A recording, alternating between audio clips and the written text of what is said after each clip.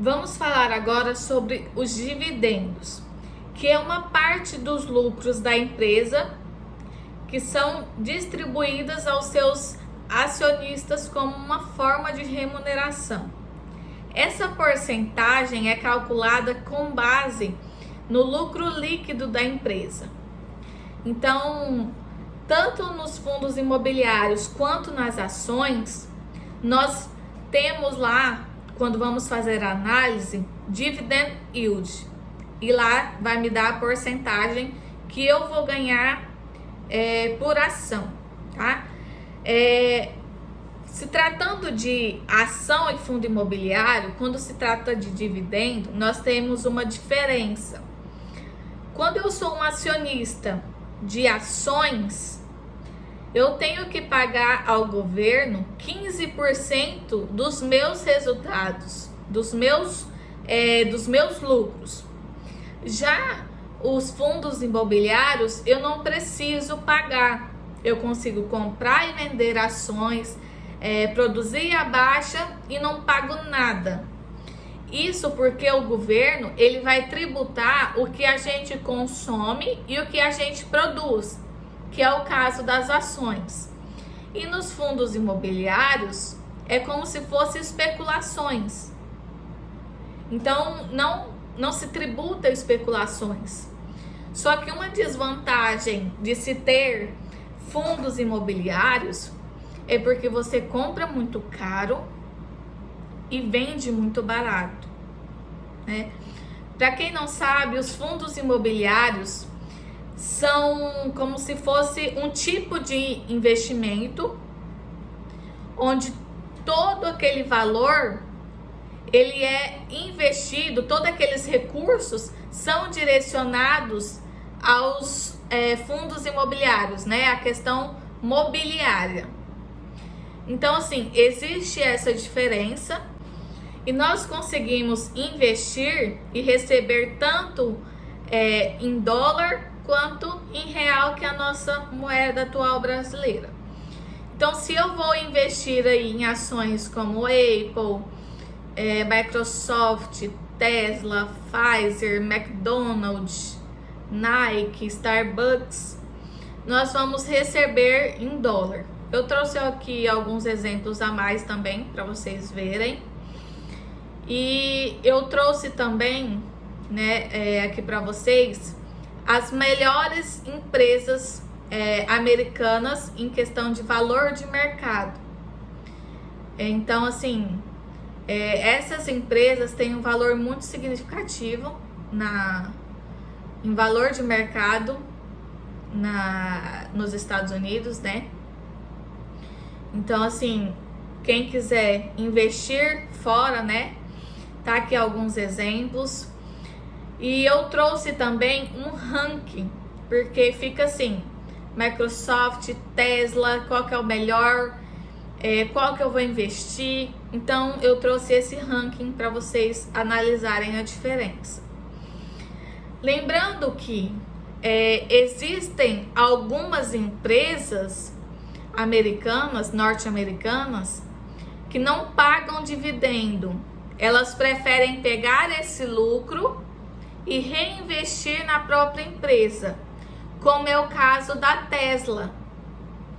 Eu, antes de começar realmente a estudar a fundo, eu comprei algumas ações da Tesla, que eu acho que eu paguei em torno de R$38, R$35. E depois, conforme eu fui estudando, eu vi que ela não ia me dar um retorno, porque ela não paga dividendo. Os lucros da empresa, né, eles preferem investir no próprio negócio, na própria empresa. Então tem que tomar cuidado, porque a gente tem que ver quais são as empresas que vão me pagar dividendo. Pode ser que lá no futuro a Tesla, assim como outras que não pagam dividendo, queiram pagar, comece a pagar. Só que é um risco que eu não quero correr. O dinheiro que eu poderia investir em outra ação ou fundo imobiliário que me pague dividendo, eu acho melhor do que ficar esperando um tiro no escuro, né? Porque eu não sei se vai pagar no futuro. Então, assim, eu comprei algumas ações da Tesla, mas já vendi, porque é um dinheiro que eu achei que ia ficar parado e eu preferi investir em outro. Então, eu acabei vendendo, né? Vendi mais barato, mas vendi. Deu para comprar algumas outras ações. Então, assim, é algo que a gente tem que ficar com muita atenção.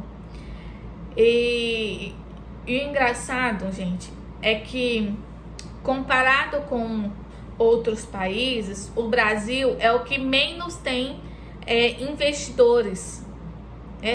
Os norte-americanos estão em alta, porque já é parte da cultura deles ter uma carteira de investimento. Então, o mercado norte-americano, ele é considerado mais maduro e estabilizado do que o mercado de ações brasileiras.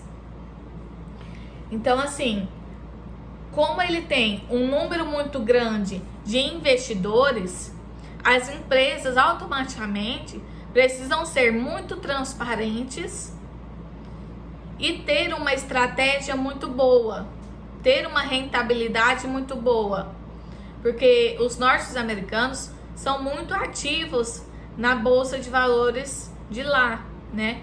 O Brasil tem uma porcentagem muito pouca. Vou colocar uma tabela aqui para vocês verem a diferença que é. Os Estados Unidos têm um mercado de capitais muito amplo e muito desenvolvido, com vários setores de investimento. E assim, fazendo com que essas instituições financeiras sejam mais regulamentadas e mais diversificadas do que a do Brasil. Agora, analisem essa escala de risco comigo. Nós temos baixo risco e alto risco.